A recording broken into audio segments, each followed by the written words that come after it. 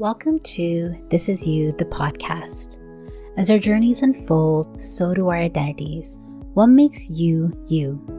This podcast explores how different life experiences, concepts, or themes like friendship, religion, loneliness impact how we see ourselves and the world. Join me on this journey as we talk to new guests and learn about their life experiences, reflect on our own, and see what it means for all of us going forward. Your journey to learn more begins now. Hi everyone, so this is my last episode of season 1. And I thought I'd share with everyone what my journey so far has looked like and what lessons I've learned. So I think there's 3 main lessons that I've learned. One is that I have imposter syndrome, so I'll talk a little bit about that. The second has to do with courage and bravery and how important it is to let ourselves be seen. And the last one is similar but related to vulnerability and sharing our story. So I'll tell you a bit more about each. So the first one, imposter syndrome. So for those who don't know, imposter syndrome is actually a psychological pattern in which an individual doubts their accomplishments and has a persistent internalized fear of being exposed as a fraud. So this is something I think I've probably had for a really long time. It's this idea that deep down inside, there's something wrong with you, or that despite all your accomplishments, if people really knew you, then they would see that you're a fraud or you're not who you say you are. And this is something that I've really struggled with because I try really hard to be an authentic person and what I express is who I am. But I think on the other side, there's been so much of me that has been afraid of being judged or afraid of being misunderstood. And I've actually had that experience a lot too when I was growing up. And so I think that even now when I hear positive things about myself or I know positive things about myself, there's a part of me that's still unsure or feels, I don't know, there's a hesitancy there in accepting it and embracing it. And so that's something I've really had to work on. And it's also a really big challenge because when I was starting this podcast, I had to sort of work through that. Like I was thinking, what do I know about podcasting? And should I really be doing this? And am I comfortable with sharing my opinions and thoughts and really letting it be exposed to anybody who hears this podcast so they could make up their own views or opinions about me? Am I okay with that? And at first I was like, no, I'm really not okay with that. It's really nerve-wracking to put yourself out there like that. But a little while ago, I read Brene Brown's book on Daring Greatly. And so one of the things that she talks about is something that I try to keep in mind when I feel nervous or worried about putting myself out there. And so she says, because true belonging only happens when we present our authentic, imperfect selves to the world. Our sense of belonging can never be greater than our level of self-acceptance. And that, when you have imposter syndrome, the self-acceptance part is hard. Also, it's hard to present your imperfect self. So, the podcast actually has been a really good way to force me to do that. And, I originally thought that because I'm interviewing guests and I'm asking about their stories, it's not really so much about me, but it's more about the people that I'm talking to. And what I realized is that I've learned so much from hearing other people's stories, not only about what they've gone through, but a lot about myself as well. And that's when I started to realize how imposter syndrome plays a role in my life. But it's something that I'm trying to battle and work through. Some of the other lessons that I've learned about myself through this experience is that I'm actually a pretty good listener. And that if I don't over-prepare and let the conversation flow naturally, it's much more easier to stay present and to really provide a sounding board for someone else's experiences. And that I really care a lot about what people have gone through and what contributes to their sense of identity. And so it's been really interesting to explore that with all the different guests that I've had on this podcast. And I really look forward to doing more of that when I come back for season 2.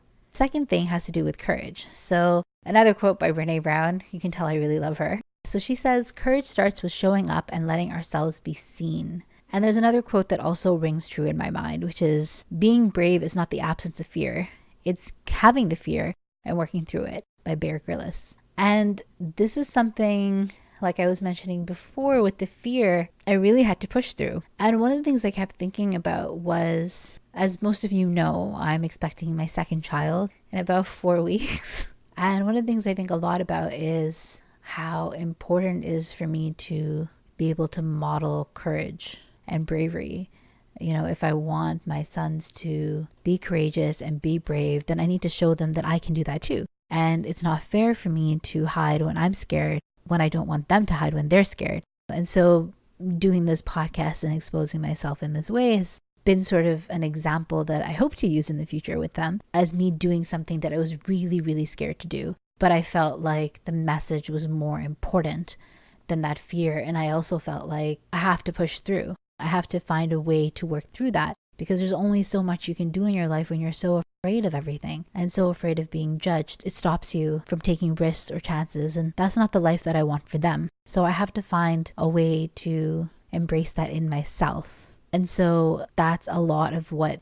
this podcast has been about. And the last one has to do with the importance of vulnerability and sharing your story. So again, Brene Brown quote, she says, if we can share a story with someone who responds with empathy and understanding, shame can't survive. And this is also from Daring Greatly. If you have not read Daring Greatly, I definitely suggest you read this book. It's pretty awesome. And I think it's had a huge impact on how I feel about things and how I pursue things, and giving me the strength to stand up and say, I'm here in all my imperfectness.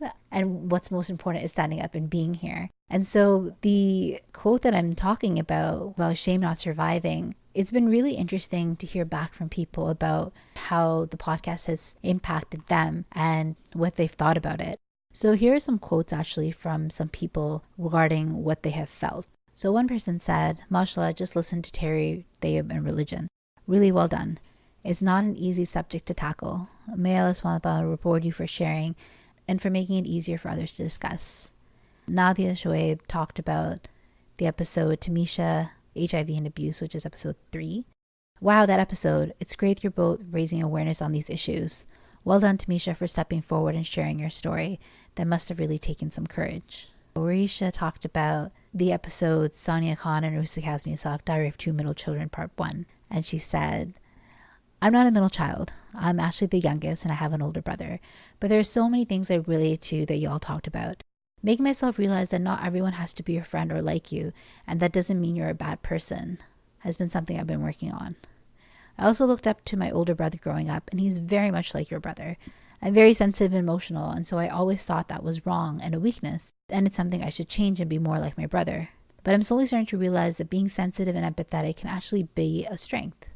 In fact, during conversations, whenever someone had to describe me, the first characteristic they used was sensitive. I know they meant it positively, but I always hated being connected to that. And so, she was really sharing about how the episode impacted her and really connected with some of her experiences. Michelle said, I binged all of your podcast episodes last night and I'm in love. And I truly resonate with all the topics you discuss. And I think I'm personally going through the anxiety of the supposed linear path. So that's actually episode 5, The Myth of the Linear Path. She says, I'm the oldest and a perfectionist and have all this pressure from my family. And I got good grades in high school and got into a good university and I'm pursuing accounting, getting internships and opportunities. But you're completely right that every time I hit a milestone or complete a step, I don't feel a sense of happiness, but rather disappointment or failure, because there's still a long way to go. And I guess I've always embraced that as a key quality of mine, being that I'm a very driven person. As much as that sounds great in an interview, I don't know which milestone I'll finally feel accomplished and happy at. And then from one of my guests, Jawad said, thank you for having me on, Auroosa. This is the first time I'm on a podcast, so I wasn't quite sure what to expect. It is interesting how hearing your own voice can give you a third-person perspective that is otherwise difficult to feel in your own body. As I mentioned in the podcast, I and many others have a psychological aversion towards tooting our own horn, that it is more socially acceptable to admit our failures and successes. What struck me as a surprise after hearing our conversation is how being humble can be a front for avoiding the pitfalls that may come with success, such as shame, loss, or the I told you so, in case your fate reverses. So perhaps we feel it's safer to keep our head down rather than to stick it out for the risk of it being chopped off. Being humble is an ideal quality, but how we go about practicing it is important. Avoiding the podium for fear of being humbled is not being humble. The idealist quality is not to bask in your success for too long, but also to not marginalize it. A case could be made that being kind to yourself also means openly accepting your successes, so taking a stand for yourself when success warrants it is perhaps the honest and kind thing to do. Thank you for this opportunity. And lastly, another person said that I was made for being a podcaster and I really should have done it years ago. And I share all of this with you because when I started this podcast, I really believed that sharing our stories and being vulnerable would help to normalize vulnerability, and that it is so important that we feel comfortable in sharing our successes and our failures and our fears, because when we do that, other people can learn that it's also okay to feel those things. And hearing back some of these comments really made me feel like I was accomplishing that goal. I also really want to encourage everyone. So my first season is wrapping up, but I do plan to have a blog during the off season.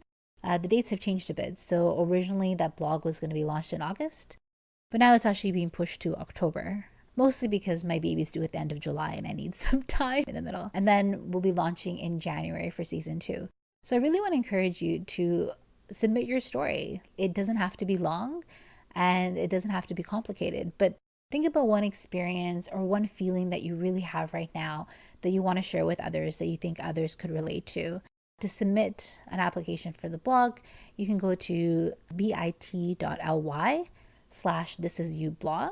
There's a few questions that are there that you can use to help guide you to draft your story. And then if you're accepted, I'll ask you for a picture for the post, and then I'll go about posting it in October. So the deadline originally for that was the end of June, but I'll probably push it to the end of July. So you have a little bit of time to submit something. The other option is be a guest on the podcast. Like I said, I've learned so much about myself, and I think people have learned so much about hearing people's stories that even if you think you don't have a story to share or nobody would care or that you're not so special, I guarantee you that you do have something that's special about you, that we all do, and that the feelings that you have and things that you've experienced are all important. And there's always someone out there who could use hearing your story. So I really encourage you to either submit on the blog or to apply to be a guest on the podcast.